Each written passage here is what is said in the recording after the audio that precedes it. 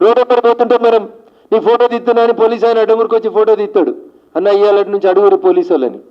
అందరూ అడగాలి, జనం కూడా అడగాలి.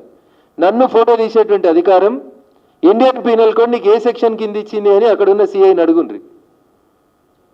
మీరు అన్లెస్ అండ్ అంటిల్ మీ మీద ఎఫ్ఐఆర్ ఉండి మీరు ముద్దాయి అయి మీ ఎఫ్ఐఆర్ కోర్టుకు పోయి మీరు ముద్దాయి అని రాసిన తర్వాత మాత్రమే మీ ఫోటో తీయాలి తప్ప ట్రాఫిక్ చాలనలు ఎత్తామని ఏడబడతాడ రోడ్డు గడ్డం వచ్చి ఫోటో తీసుడు కూడా చట్ట ప్రకారం నేరమే.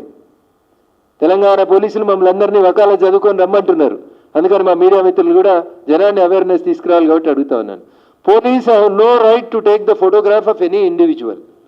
మీ మీద ఎఫ్ఐఆర్ అయి మీరు నేరస్తుడైతే తప్ప మీ ఫోటో తీసే అధికారం ఈ దేశంలో ఏ పోలీస్ అధికారులకు కూడా లేదు. దయించి గట్టిగా మాట్లాడు ఈ మాటలలో. నేను ఇంతకుముందు చెప్పిన డ్రంక్ అండ్ డ్రైవ్లలో మన కారాడ పెట్టిపోమంటారు.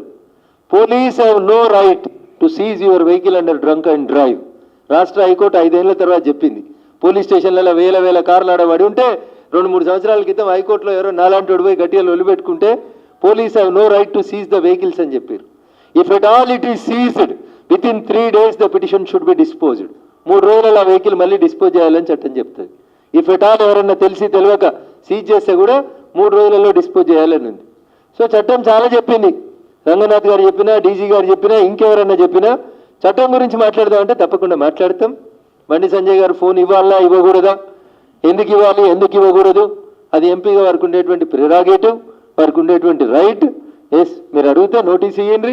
నోటీస్ ఇస్తే అఫీషియల్గా దానికి ఆయన రెస్పాండ్ అవుతాడా, ఇస్తాడా, ఇవ్వడా, మీరు ఇచ్చిన నోటీస్ మీద కోర్టుకు పోతాడా, చట్టం ఏం చెప్తుంది. నేను ఇందాకనే చెప్పిన ఇండియన్ టెలిగ్రాఫ్ యాక్ట్ ఒకసారి పుస్తకం ఓపెన్ చేయాలి, సెక్షన్ 92 సిఆర్పిసి ఒకసారి చదవాలి అందరం కూడా. చదివిన తర్వాత ఇవ్వమని ఉంటే ఇస్తాం, ఇవ్వద్దని ఉంటే ఇయ్యం. We are law abiding citizens. భారత పార్లమెంట్లో, భారత శాసనసభలలో, ఈ దేశంలో ఉన్నటువంటి వివిధ రాష్ట్రాల్లో చట్టాలు చేసేటువంటి శాసనసభ్యులుగా మాకు తెలిసి ఏం చేయాలి ఏం చేయకూడదు. చట్టం చేసేటువంటి ఎంపీలుగా చట్టాలు ఎట్లా చేయాలి ఎట్లా చేయకూడదు కూడా మాకు తెలుసు.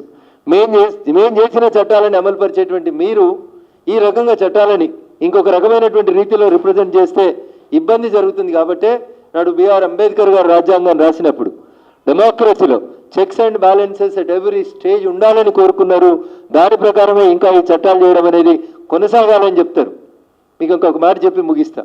టాడా అనేటువంటి ఒక చట్టం భారత పార్లమెంట్ లోపల చర్చ జరుగుతుంది. టీఏడిఏ టాడా అనే ఒక చట్టాన్ని తీసుకొచ్చింది భారత ప్రభుత్వం.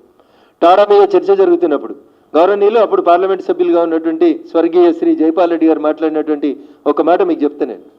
మాకు మెజారిటీ ఉంది, we can pass any bill in the parliament. మాకు మెజారిటీ ఉంది, మేము ఏ చట్టమైనా చేయగలుగుతాం అని పార్లమెంట్ భావిస్తే ఈ పాటికి అనేక చట్టాలను చేసేటోళ్ళం మేము.